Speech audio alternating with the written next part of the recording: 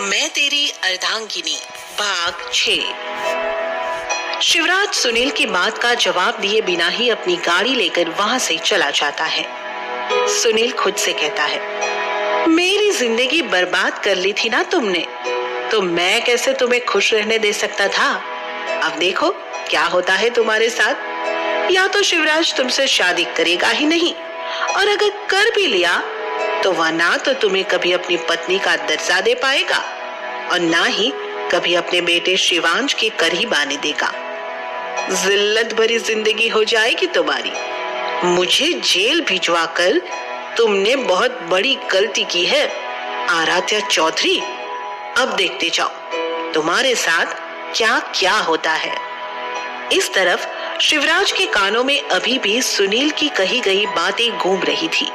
दिल कह रहा था कि आराध्या ऐसी नहीं है, तो वहीं दिमाग आराध्या पर यकीन नहीं कर रहा था।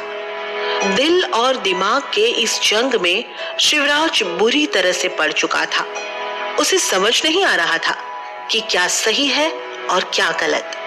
आज तक शिवराज ने आराध्या से जितनी भी मुलाकातें की थी, उसने हमेशा ही आराध्या की आंखों में उदासी देखी थी।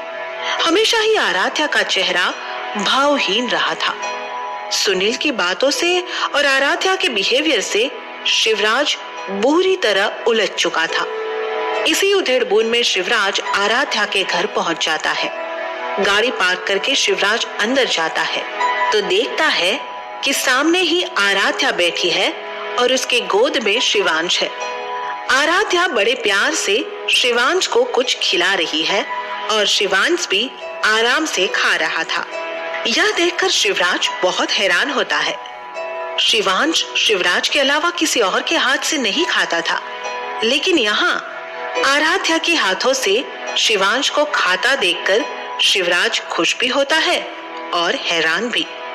शिवराज गौर से आराध्या को देख रहा था। आराध्या के चेहरे पर ना रहने वाली मुस्कान आंखों में उदासी की जगह खुशी थी। हंसने की वजह से आराध्या के दोनों गालों पर डिंपल पड़ रहा था, जो उसे और भी खूबसूरत बना रहा था। एकाएक शिवराज के कानों में फिर से सुनील की बातें गूंजने लगती है। वह आराध्या पर से अपनी नजरें हटा लेता है।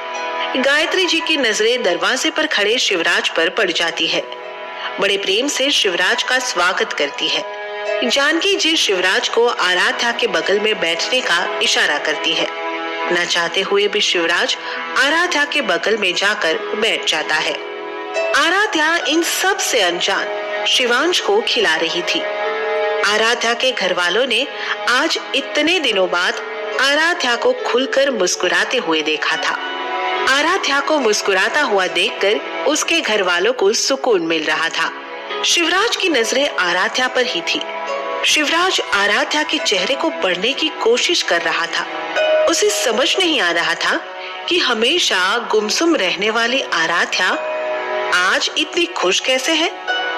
सब लोग हॉल में बैठकर बात कर रहे थे। शिवांश को नींद आ रही थी, इसलिए आराध्या उसे लेकर अपने कमरे में चली जाती है। शिवराज भी कॉल का बहाना बनाकर आराध्या के पीछे चला आता है। आराध्या के रूम का सीन। आराध्या का रूम। आराध्या थपकी देकर शिवांश को सुला रही थी। तभी शिवराज कमरे में आता है और आराध्या के पास आकर कहता है, बहुत मुश्किल होता होगा ना आपके लिए यह सब करना। शिवराज की आवाज सुनकर आराध्या चौंक जाती है और सवालिया नजरों से उसे देखने लगती है। शिवराज कहता है, ये भोली और मासूम बनकर आप हमारे घर वालों को बेवकूफ बना सकती है, लेकिन हमें नहीं। आपको क्या लगा था कि हमें आपकी असलियत का पता नहीं चलेगा? आपको क्या लगा था कि औरों की तरह हम भी आपके भोले और मासूम चेहरे को देखकर आप पर भरोसा कर लेंगे? भला हो आपके एक्स हस्बैंड का, उन्होंने आपकी सच्चाई हमें बता दी। और जो औरत अपने सगे बच्चे को मार सकती है, वो हमारे बच्चे को क्या ही प्यार करेगी। जो औरत अपने सगे बच्चे की ही ना हो पाई, वो सौतेले बच्चे की क्या होगी। शिवराज की बात सुनकर आराध्या की आंखों में नमी आ जाती है, लेकिन उसने गुस्से में शिवराज से कहा, कितना आसान होता है ना मर्दों का, बिना किसी को जाने उसे कैरेक्टर सर्टिफिकेट दे देते हैं आप लोग। हम नहीं जानते थे कि आप भी औरों की तरह होंगे, दूसरों की तरह सुनी सुनाई बातों पर यकीन कर लेंगे। खैर छोड़िए, जिसे हमने अपना समझा था वह हमारा नहीं हो पाया, तो आप तो फिर भी गैर है।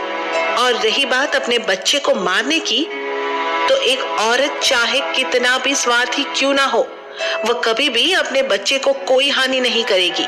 और हमने तो अपना बच्चा खोया है, वह भी उस इंसान की वजह से जिसने आज आपके सामने अपनी घटिया मानसिकता का प्रदर्शन किया है।